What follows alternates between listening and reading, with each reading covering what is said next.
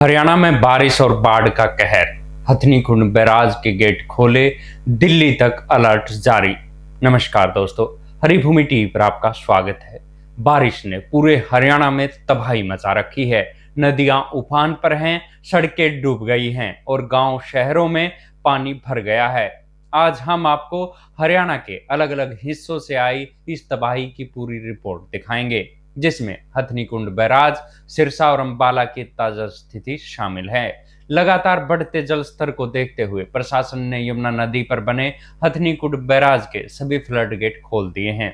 रविवार रात 2 बजे बैराज का जलस्तर 1,05,000 क्यूसेक था, जो सोमवार को सुबह 9 बजे बढ़कर 3,29,000 क्यूसेक हो गया। ये इस सीजन का अब तक का सबसे ज्यादा जल स्तर है। इस भयंकर जल स्तर को देखते हुए हरियाणा प्रशासन ने दिल्ली को अलर्ट जारी कर दिया है। निचले इलाकों में रहने वाले लोगों को सुरक्षित स्थानों पर जाने की चेतावनी दे दी गई है। यमुनानगर के आसपास के गांव जैसे लापरा, छोटा लापरा, टापू, माजरी, गोड़ो, पिपली, जठलाना के लोग भी काफी चिंतित है।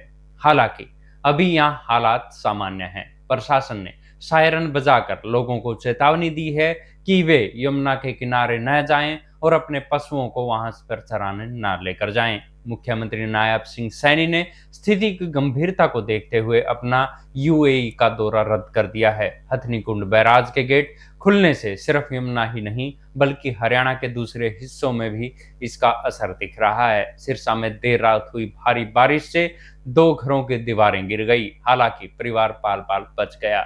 डबवाली के रिसालिया खेड़ा और पक्का गांव में ये हादसा हुआ, जब रात करीब 12 बजे अचानक मकानों की दीवारें गिर गई। इसके अलावा राजपुरा माइनर के टूटने से करीब 50 एकड़ में खड़ी फसल पूरी तरह से डूब गई।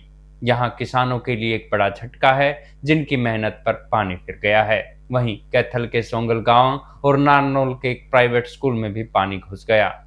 हिसार में पिछले 3 दिनों से हो रही लगातार बारिश ने जनजीवन को अस्त व्यस्त कर दिया है। 33 केवी के सब स्टेशन पानी में डूब गए हैं, जिसे हिसार सर्कल के 65 से ज्यादा गांवों में 12 घंटे से अधिक समय से बिजली गुल है। इसका सीधा असर करीब 1,50,000 से अधिक ग्रामीणों पर पड़ा है। बिजली निगम की टीमें पानी निकालने और नुकसान को ठीक करने की कोशिश कर रही है।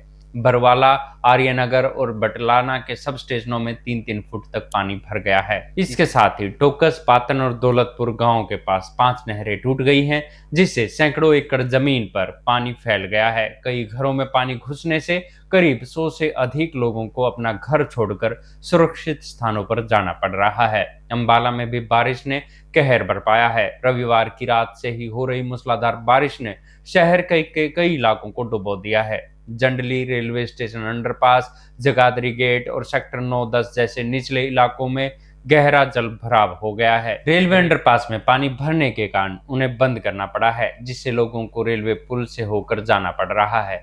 सड़कों पर भी जाम लगा हुआ है। अंबाला शाह हाईवे की सर्विस लेन और बीडीपीओ ऑफिस के सामने मुख्य सड़क पर पानी भर गया है। नगर निगम की टीमें पंपिंग ऑपरेशन चला रही है, लेकिन जल निकासी की अपर्याप्त व्यवस्था के कारण समस्या लगातार बढ़ती जा रही है। हथनीकुंड बैराज के अलावा हरियाणा की अन्य नदियां भी खतरे के निशान के करीब बह रही हैं। अंबाला की टांगरी नदी में लगभग 10,000 क्यूसेक पानी बह रहा है, जबकि इसकी क्षमता 15,000 क्यूसेक है। कैथल में घग्गर नदी के जलस्तर 21 फीट तक पहुंच गया है, जो 23 फुट के खतरे के निशान के बहुत करीब है।